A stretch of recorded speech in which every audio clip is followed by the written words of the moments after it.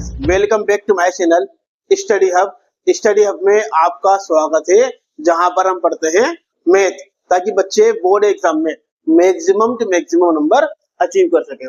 इस वीडियो में हम न्यू चैप्टर स्टार्ट करने वाले हैं, number 3, pair of linear equation in two variable.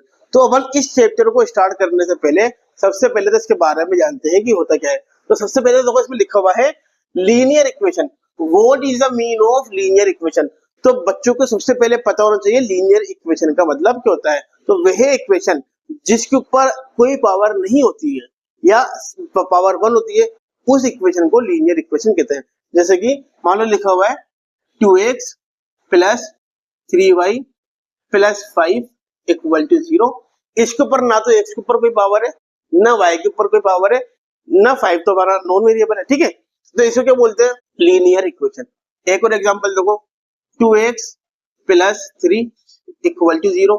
इसके ऊपर भी कोई पावर नहीं है, यानी कि क्या है ये? Linear equation. ठीक है, अगर मान लो इसमें पावर 2 आ जाए, 3x square plus 5x plus 7 equal to 0। इसके ऊपर पावर क्या आ गई है? 2 पावर आ गई है। एक से पावर 2 आ गई है, एक से पावर 2 आती है, उसको क्या बोलते हैं? Quadratic equation. ठीक है, मान लो इसके ऊपर पावर 3 आ जाए, एक से पावर 3 प्लस एक से पावर 2 प्लस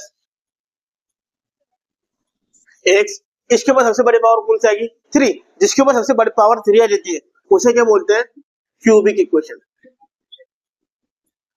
ठीक है, और जिसके ऊपर कोई पावर नहीं आती है, 2x प्लस 3 इक्वल टू 0, या पावर 1 होती है, उसे अपन क्या बोलते हैं? Linear equation. क्या बोलते हैं?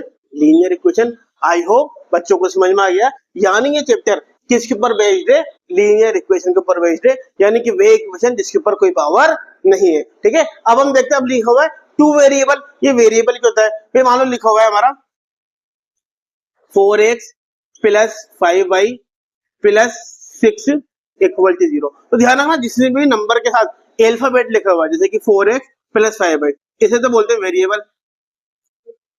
और जो नॉर्मल नंबर लिखा रहता है, इसे बोलते हैं नॉन वेरिएबल। क्या बोलते हैं?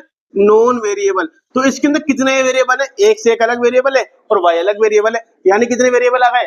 2 वेरिएबल आ गए। ठीक है, मान लो लिखा हुआ है 2x square plus 3x plus 5 equal to 0। तो ये दोनों एक अलग वेरिएबल आ गए और ये नॉन वेरिएबल आ गया। ठीक है, तो वेरिएबल कितने होने चाहिए? 2 होने चाहिए, x और y, और इसके ऊपर कोई पावर नहीं होनी चाहिए। इसे बोलते हैं लीनियर इक्वेशन इन 2 वेरिएबल। ठीक है, अब देखो बेटा, ये लिखा हुआ हमारा 2x plus 4y plus 6 equal to 0। भाई देखो, इसमें हमारा एक वेरिएबल ये रहा, एक वेरिएबल ये रहा, 2 वेरिएबल हो गया। इसके ऊपर कोई पावर नहीं है, इसके मतलब क्या है? हमारा लीनियर इक्वेशन है। ठीक है, यानी ये क्या है? Linear equation in 2 variable. अब चैप्टर में लिखा हुआ है पेयर ऑफ लीनियर इक्वेशन, यानी पेयर का मतलब जोड़ा होना चाहिए। यानी एक तो ये है, इसके अलावा हमारी एक और होगी। ये हमारा क्या हो गया? लीनियर इक्वेशन का पेयर हो गया। Pair of linear equation in 2 variable. हमारा जो चैप्टर है इस वेरिएबल के ऊपर चलेगा। ठीक है, अपन देखते हैं आगे। हमने कोई भी इक्वेशन लिख ली है, 2x plus 4y plus 6 equal to 0 और 3x plus 5y plus 8 equal to 0। देखो बेटा, दोनों के अंदर 2 वेरिएबल है और दोनों के अंदर हमारे क्या है? कोई पावर नहीं है। जिसकी वो पावर नहीं होती है, उसे बोलते हैं लीनियर इक्वेशन इन 2 वेरिएबल। ठीक है, और pair of linear equation in 2 variable, यानी चैप्टर हमारा इस वाले इक्वेशन के ऊपर आएगा। ठीक है, अब एक बात हमको और ध्यान रखनी है, जो भी नंबर x के साथ लिखा रहता है वो होता है a की वैल्यू, जो y के साथ लिखा रहता है वो होता है b की वैल्यू, और जो नॉर्मल लिखा रहता है वो होता है c की वैल्यू।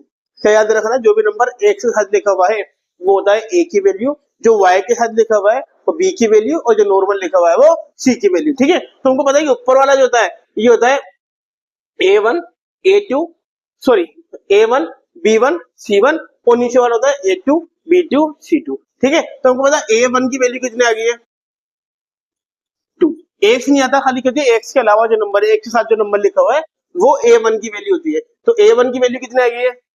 2। a2 की वैल्यू कितनी आ गई है? 3। b1 की वैल्यू कितनी आ गई है? 4। b2 की वैल्यू कितनी आ गई है? 5। c1 की वैल्यू कितनी आ गई है? 6। और c2 की वैल्यू कितनी आ गई है? ठीक है, क्या ध्यान रखना है, जो भी नंबर एक के साथ लिखा हुआ वो ए की वैल्यू, ये दोनों ए की वैल्यू, ऊपर वाला A1 नीचे वाला A2, ये दोनों बी की वैल्यू B1 B2, ये दोनों सी की वैल्यू C1 C2। यहाँ तक ध्यान रखना हमारे को। आई होप यहाँ तक समझ में आया होगा। अब बेटा इसके आगे की देखो, ये चैप्टर हमारा किस पे बेस्ड है, ग्राफ पे बेस्ड है। अब ग्राफ के लिए, ग्राफ कितने टाइप के होते हैं वो किस पे डिपेंड करता है, ए बी और सी की वैल्यू पे डिपेंड करता है। ठीक है, ध्यान से देखना बेटा, मैं क्या करना चाह रहा हूँ, अगर हमारा हम इनको आपस में कंपेयर करते हैं, किसको करते हैं, A1 upon A2, B1 upon B2 और C1 अपॉन C2 को कंपेयर करते हैं। यानी कि जो भी वैल्यू लिखी हुई है A1 अपॉन A2, जो भी वैल्यू लिखी हुई B1 अपॉन B2 और जो भी वैल्यू लिखी हुई C1 अपॉन C2। ठीक है बेटा, तीन कंडीशन हो सकती है हमारी। अब हम तीनों कंडीशन लिख लेते हैं, A1 upon A2, B1 upon B2, C1 upon C2। तीसरी कंडीशन में लिख देते हैं A1 upon A2, B1 upon B2 और C1 अपॉन C2। अब देखो बेटा कंडीशन क्या हो सकती है, या तो हमारी पहली कंडीशन क्या हो सकती है कि A1 A2 और B1 B2 की वैल्यू इक्वल नहीं हो। ठीक है, जब भी इस टाइप की कंडीशन आएगी ध्यान रखना, तीसरी वाली कंडीशन भी इक्वल नहीं होगी। जब A1 अपॉन A2 और B1 B2 की वैल्यू इक्वल नहीं होती है तो डेफिनेटली C1 C2 की वैल्यू इक्वल नहीं होती है। मैं मान लो कोई भी हमारा क्वेश्चन बनना था, इसमें इसकी कितनी वैल्यू आ जाती है हमारी 2/3, इसकी वैल्यू आ जाती है 5/2 और इसकी वैल्यू आ जाती है 7/4। बड़ा ये दोनों इक्वल है क्या, नहीं। ये दोनों, जब ये दोनों इक्वल नहीं है तो ये दोनों भी इक्वल नहीं होंगे, उसको हमारे को चेक करने की जरूरत नहीं होती है। ठीक है, पहली कंडीशन हमारी ये होती है।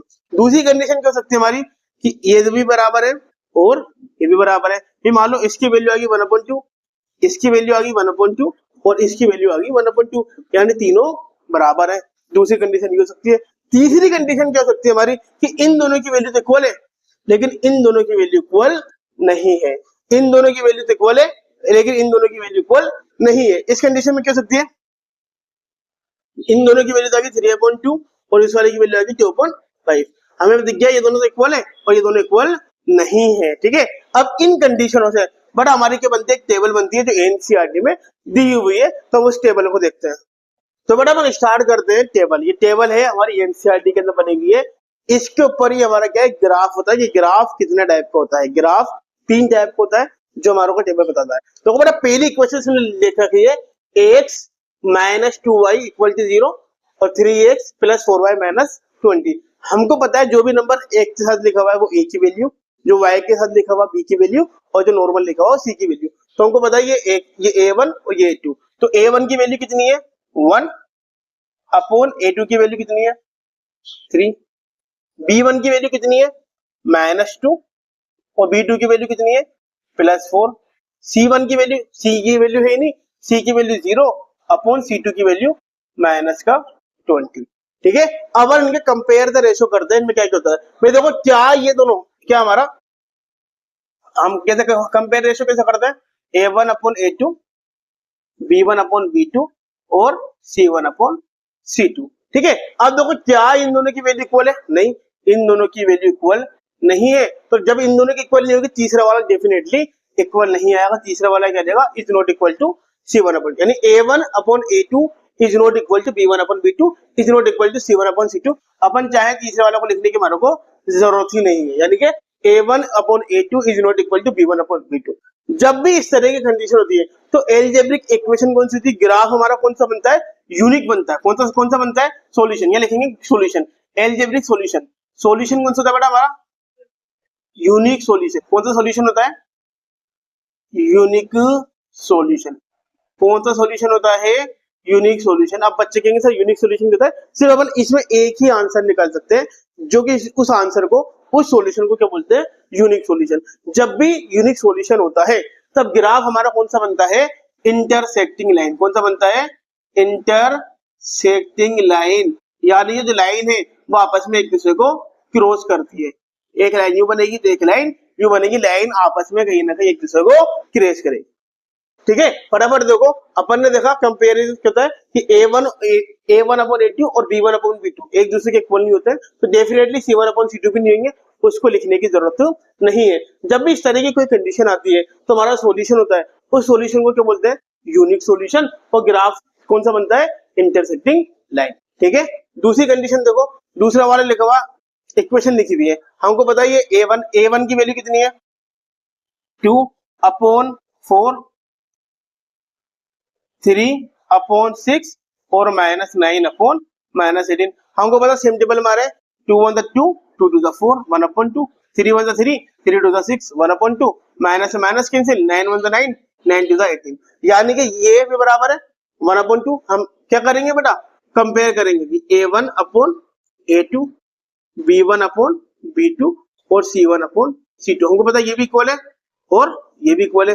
जब भी तीनों इक्वल होते हैं a1/a2 equal to b1/b2 equal to c1/c2, इस टाइप की जब भी ग्राफ बनता है, जब भी इस टाइप की रेशो आते हैं, तो हमारा सॉल्यूशन कौन सा होता है बेटा इनफाइनाइट मेनी सॉल्यूशन। कौन सा होता है infinite many solution. Infinite many solution यानी इस टाइप की कंडीशन में हम उसके इनफाइनाइट हजारों क्या बना सकते हैं सॉल्यूशन बना सकते हैं। ठीक है, जब भी इस तरह की हमारी आती है ग्राफ हमारा कौन सा बनता है को इंसिडेंट लाइन। अब बच्चे कहेंगे सर एक को इंसिडेंट लाइन होती है, ध्यान ना एक लाइन जैसे जा रही है उसी के ऊपर दूसरी लाइन आएगी, एक लाइन के ऊपर ही दूसरी लाइन आती है, उस कंडीशन को क्या बोलते हैं कोइंसिडेंट लाइन। अगर एक लाइन हमारी यूं जा रही है दूसरी यूं जाएगी, अगर एक लाइन हमारी यूं जा रही है तो दूसरी भी उसी के ऊपर से होती भी जाती है। इस वाले में क्या था लाइन एक दूसरे को कट करती हुई जाती है, इसमें एक लाइन के ऊपर ही दूसरी लाइन होती भी जाती है, इसे क्या बोलते हैं कोइंसिडेंट लाइन। तीसरी कंडीशन क्या हमारी, ठीक है तीसरी कंडीशन देखते हैं हमारी है 1/2 a1/a2 की वैल्यू आ गई 1/2 b1/b2 की वैल्यू आ गई 2/4 और c1/c2 की वैल्यू आ गई -4/-12। 1/2 ऐसा कैसा दोनों सेम टेबल मारे 2 1 2 2 2 4 माइनस से माइनस कट गया 4 1 4 4 3 12। ठीक है, कंपेयर करता है a1/a2 b1/b2 और c1/c2। बट आपको देखो दिख रहा है ये भी 1/2 है ये भी 1/2 है, यानी ये दोनों तो इक्वल है। ये 1/2 है ये 1/3 यानी ये दोनों इक्वल नहीं है। जब भी हमारे कहता है a1/a2 equal to b1/b2 is not equal to c1/c2, इस कंडीशन में बड़ा कोई सॉल्यूशन नहीं आता, इस कंडीशन में कोई सॉल्यूशन नहीं निकाल सकते, ग्राफ का कोई भी सॉल्यूशन नहीं आता है। इसलिए सॉल्यूशन हम क्या लिखेंगे नो सॉल्यूशन, इसका कोई भी सॉल्यूशन पॉसिबल नहीं है। ठीक है, और इसमें ग्राफ कौन सा बनता है पैरेलल लाइन। ग्राफ कौन सा बनता है पैरेलल लाइन। ग्राफ कौन सा बनेगा पैरेलल लाइन। पैरेलल लाइन जो होती है अगर एक लाइन जा रही है दूसरी लाइन भी उसके पैरेलल ही जाएगी, एक दूसरे को कट नहीं करेगी। ठीक है, समझ में आ। तो बड़ा इसमें क्या है ग्राफ तीन टाइप के होते हैं। अगर हमारी पहली कंडीशन ये है कि a1/a2 is not equal to b1/b2, तो हमारा सॉल्यूशन कौन सा होता है यूनिक सॉल्यूशन, और ग्राफ कौन सा बनता है इंटरसेक्टिंग लाइन। ठीक है, अगर हमारी कंडीशन ये होती है कि a1/a2 equal to b1/b2 equal to c1/c2, तो हमारा सॉल्यूशन कौन सा होता है इनफाइनाइट मेनी सॉल्यूशन, यानी हम कई हजारों इनफाइनाइट सॉल्यूशन निकाल सकते हैं। और ग्राफ कौन सा बनता है कोइंसिडेंट लाइन। कोइंसिडेंट लाइन होती है एक लाइन के ऊपर ही दूसरी लाइन जाएगी। ठीक है, तीसरी कंडीशन होती है a1/a2 equal to b1/b2 is not equal to c1/c2। जब भी इस तरह की कंडीशन होती है हम उसका कोई सॉल्यूशन नहीं निकाल सकते हैं। और ग्राफ कौन सा बनता है पैरेलल लाइन। ये हमारा होता है इसका इंट्रो कंप्लीट। अब नेक्स्ट वीडियो में इस चैप्टर को 3.1 को स्टार्ट करेंगे। तब तक के लिए आपको क्या करना है इसकी प्रैक्टिस करनी है। जब हमारे को इसका इंट्रो समझ में आएगा तभी हमारा चैप्टर समझ में आएगा। ठीक है।